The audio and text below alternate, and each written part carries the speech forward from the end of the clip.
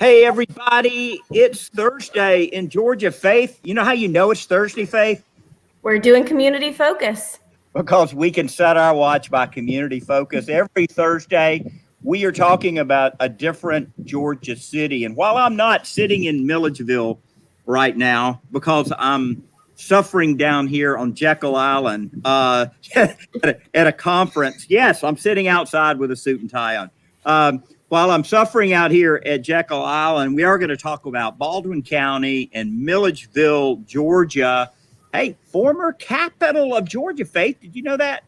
I did, way back in the recesses of my Georgia trivia. Yeah. Started out in Savannah with James Oglethorpe, 1733, moved up to Augusta and then Louisville and over to Milledgeville before it went to Atlanta. We got some great guests today and looking forward to talking with Lori Hamilton, sustainability guru at Georgia College, later on in the show. Hey, Lori. Hi.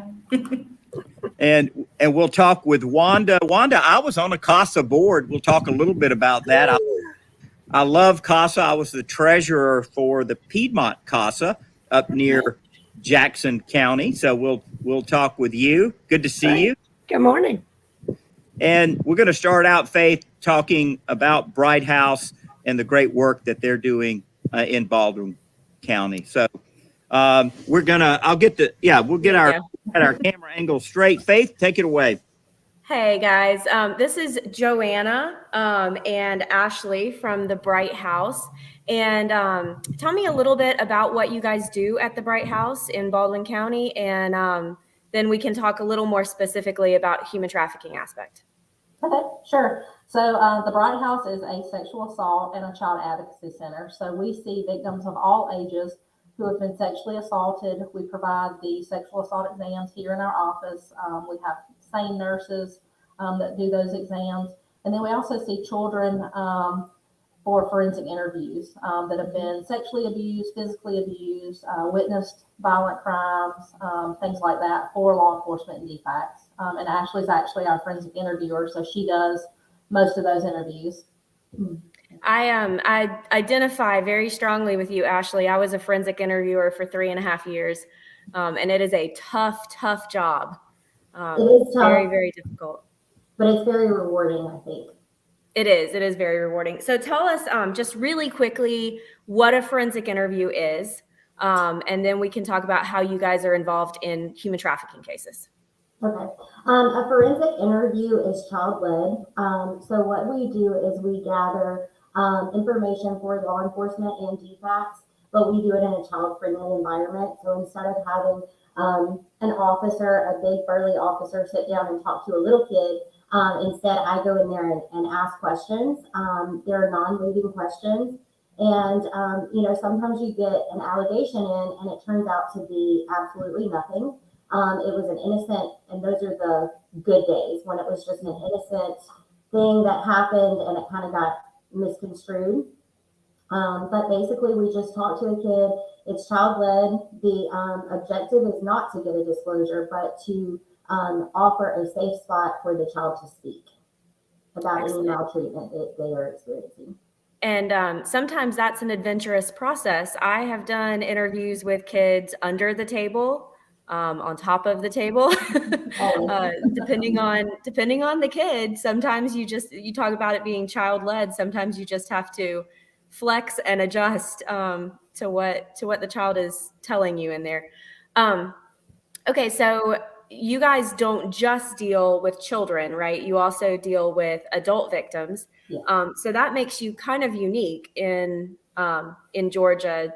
Most of our child advocacy centers only serve children under the age of 18. So tell me how that makes your services different, how that affects your services. The victims that we see that are, of course, over 18, we provide the sexual assault exams, but we also provide advocacy for them. We've had cases where we've, helped families with TPOs, assistance. Like I said, our advocates can, help with anything from going to court to helping them with power bills, water bills, any kind of assistance they need. We can kind of be the go-between and get them the help they need. It's such a valuable resource in your community. So tell us about what you would do, what your involvement would be in a human trafficking case. Sure. So anytime we get a case in, we always, especially with the child victims, we, scan that child in our system to see if they've had any other interviews in the state. And then we call to find out what those allegations were, whether they were similar allegations, totally unrelated allegations. And a lot of times, if we see the child show up in the system, like every 6 months, every year that something's going on, there's definitely a concern of, maybe this is a human trafficking, sex trafficking case. Why is this child being interviewed so many times for very similar allegations, things like that. We reach out, of course, to law enforcement to find out, any history, family history, defects history, then, like I said, contact all those agencies to just find out what's going on, to try to help the child the best we can. And there is my understanding is there's a statewide coordinating group now to coordinate CACs in the human trafficking arena. And that, to me, that's invaluable. Just that connection to be able to interface between, like you said, finding out if this child has been interviewed in other places. So what are some ways that the community can help with what you guys are doing over there at the Bright House? Definitely awareness. With COVID, we've had a lot of, setbacks with, getting out into the community, having, events. But we have, been able to have some events. So definitely awareness of what our services are. We also, even if the child there's not been an allegation, and we don't interview the child, or, it's not a sexual allegation, we also provide counseling here. So even if it's an adult that's, maybe had something happen when they were younger, or a child something happened in another state and now they live here, we provide counseling as well. And all of that's here in our office. So we want to kind of be a one-stop shop. So once the child is familiar with the location, they feel comfortable and they're okay coming back. They don't have to go to multiple locations. Faith, I have a question. I mean, we have, every week on Community Focus, we talk about this human trafficking issue. And I know as I speak to young people all over the state, there's a lot of interest in trying to help. So this is an area, particularly the forensic interviewing, that I don't know that people are talking that much about. What kind of training did you ladies have, and how can a young person, maybe that's in college or going to college, kind of change the trajectory of their major to try to get involved with helping? So I actually had training, it's CSEC training, and that is an additional, I'm trying to think, 48 hours of training that I have for that. That just helps because a trafficking interview is going to be very different from a sexual assault. Because these children have multiple offenders.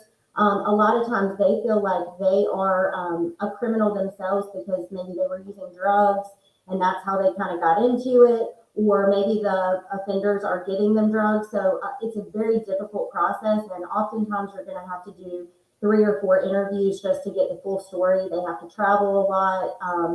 And so it's kind of also breaking down what the system is. So who's the main person, and kind of figuring out how money is exchanged and all of those things go on.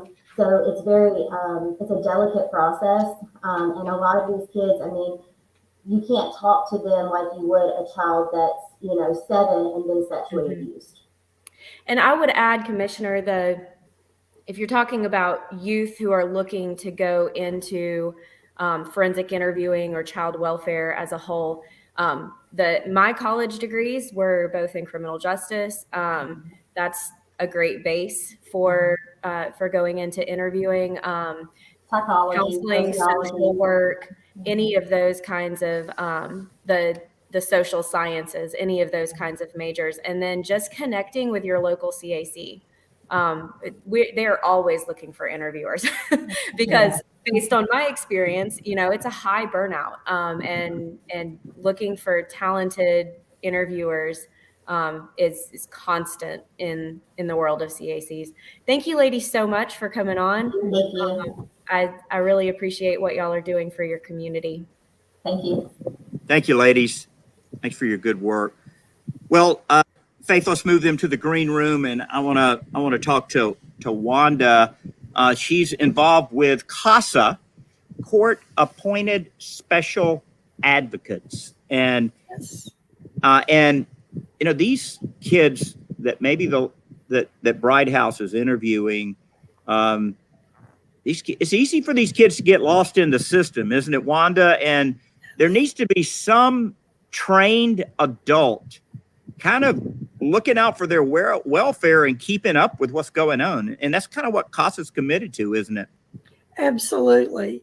We are a group of volunteers. There's a small core staff, but mostly we are trained volunteers who advocate for the child within the court system.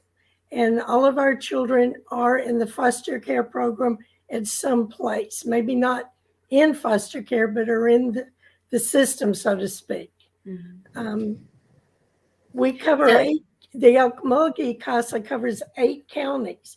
We're the largest geographic CASA in the state of Georgia. So we are stretched. We're under one court system under Judge Rutherford. So we do have that consistency among the adults, but we are stretched with 8 counties. Well, even just the geographical area, traveling from county to the different courthouses has to be very time consuming on the volunteers.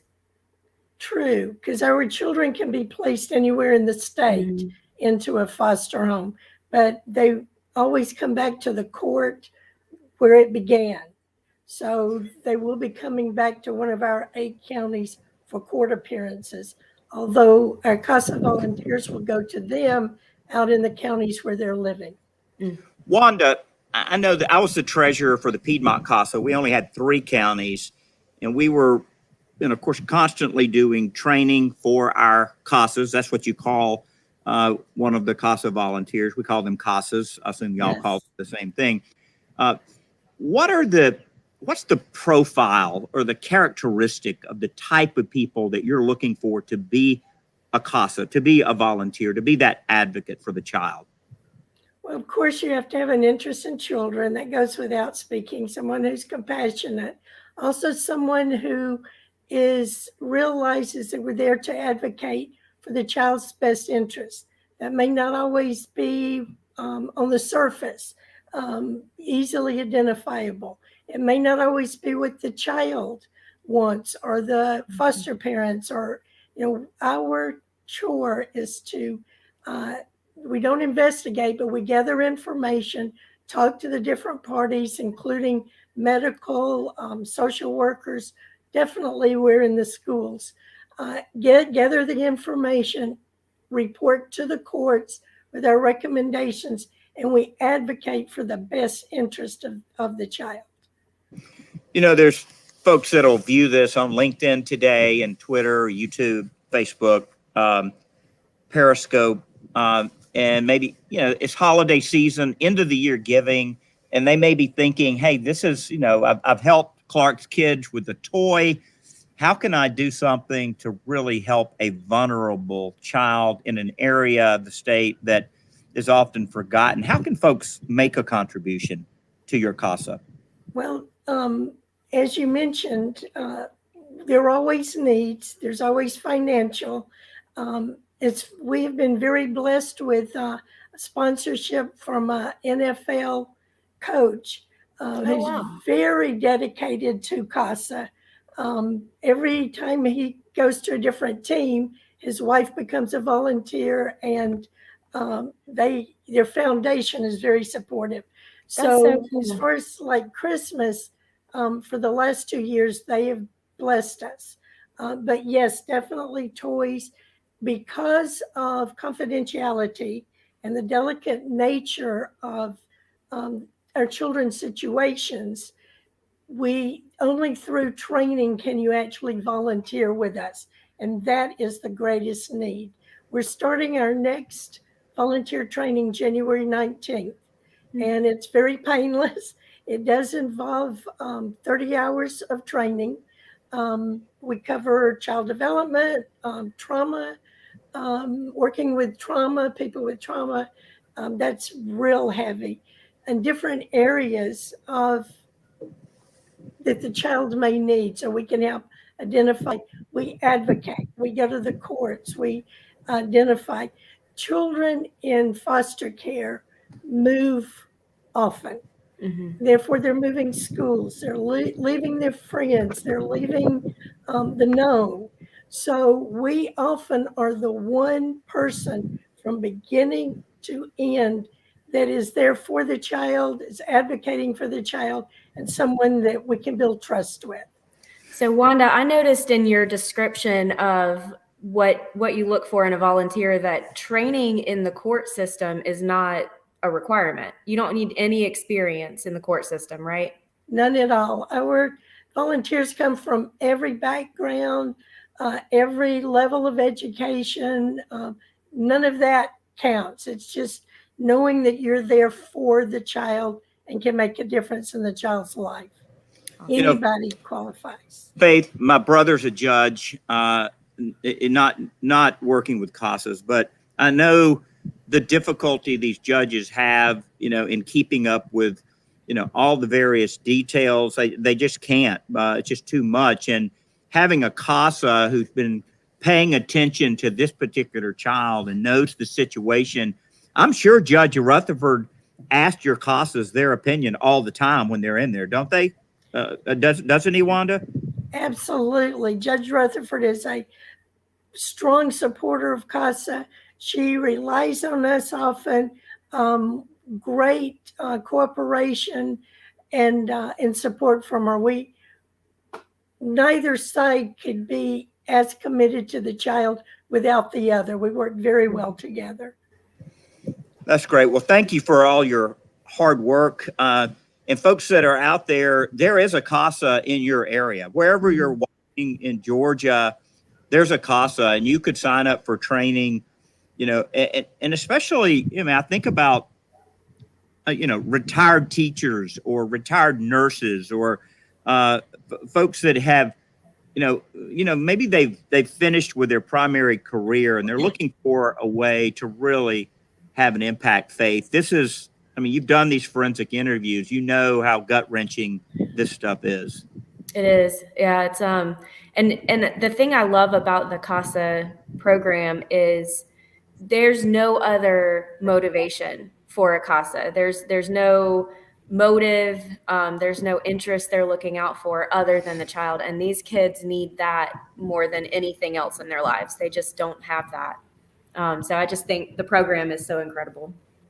Yes. Well, great. Well, we've got the website scrolling at the bottom if you want to get involved in the Okmulgee CASA or any CASA.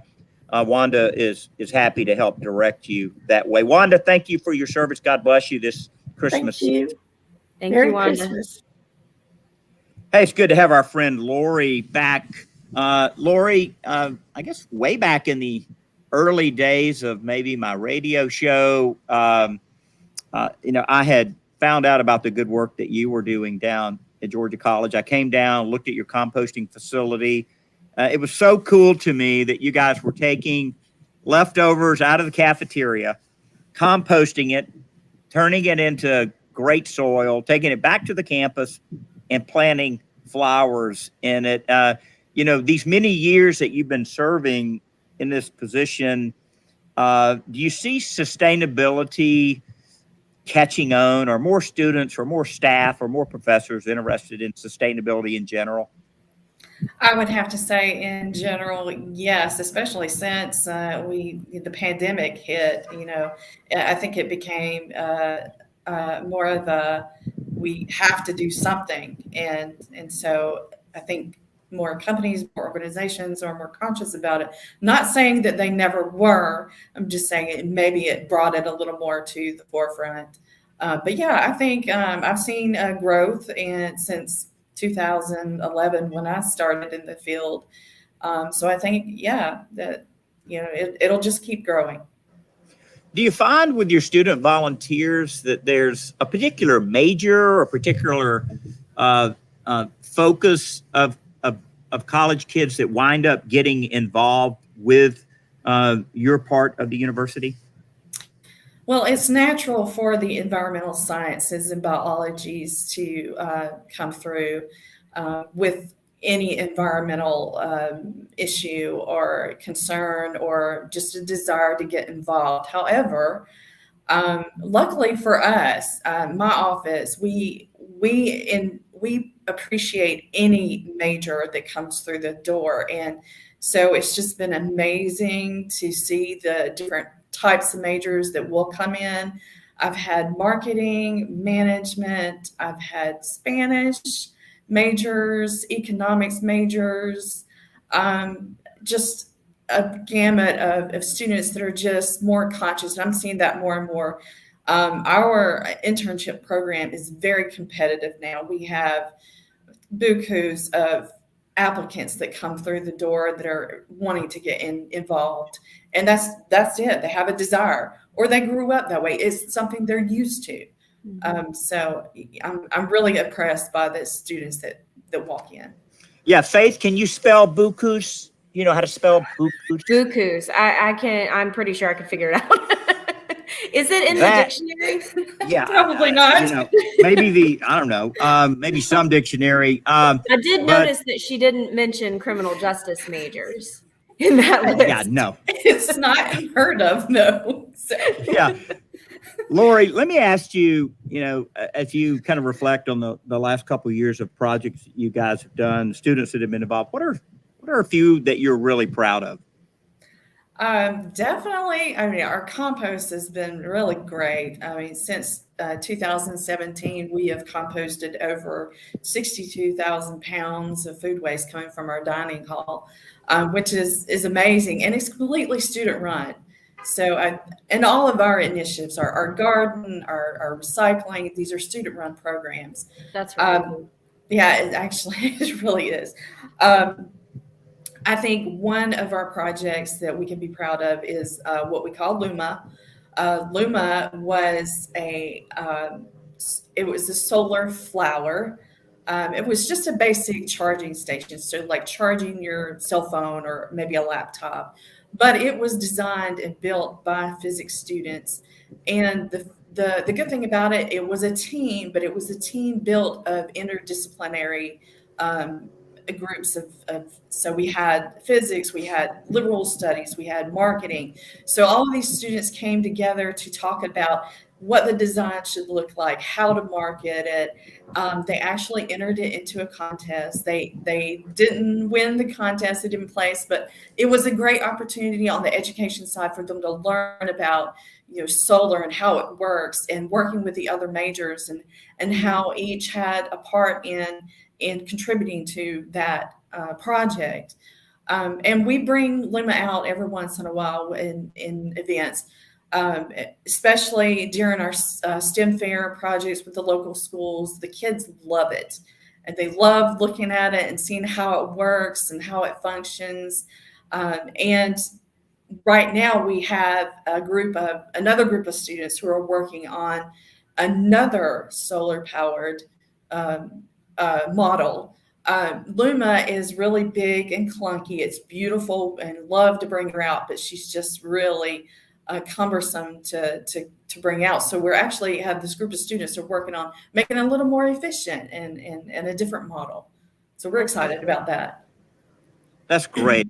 You know, I'm as I work with our various universities around, and more and more of them have a person in your position that's looking at, you know, sustainability, this kind of coming up with ideas and trying to get the administration to allow it to be done, getting students involved with it. And I think this service learning aspect of college these days is a really big deal. I know that some of our schools require it, and since we're requiring it, we need more opportunities for service learning.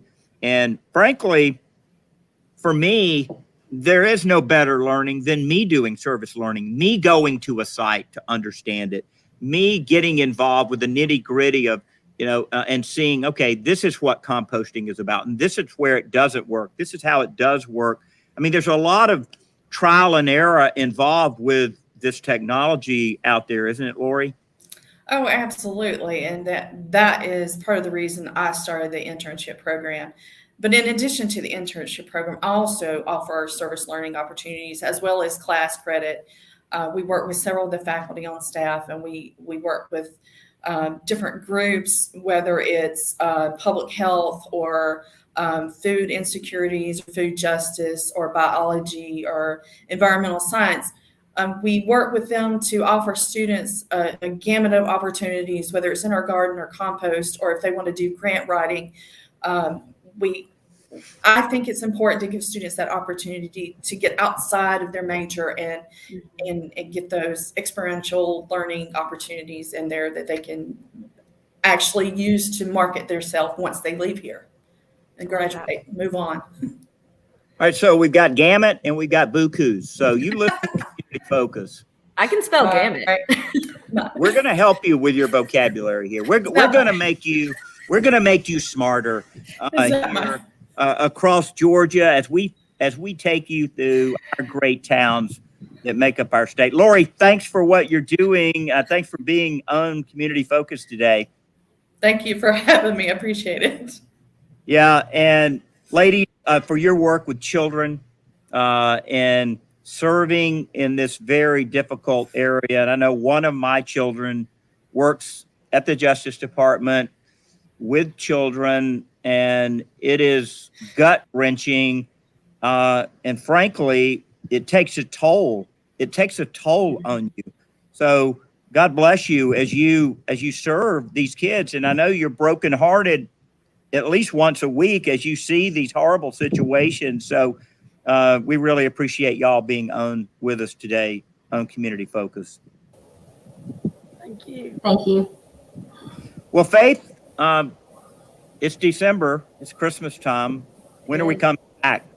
So we'll be back next week for our last Community Focus of 2020. This is something we launched this year, and it has just been great. It's been really fun to travel the state and kind of connect with all of these towns that you might not stop by on your travels. So next week we will be in Woodstock for our last Community Focus of the year, but then we're starting back up in January. So we'll continue traveling around the state. Did you say 2020 or 2021? 2021. Oh my gosh. I did say 2020. We didn't start this in 2020. We just survived 2020. Yes. We started For those of you watching, you will see a rerun of this, but it's not that old. No. We are in 2021.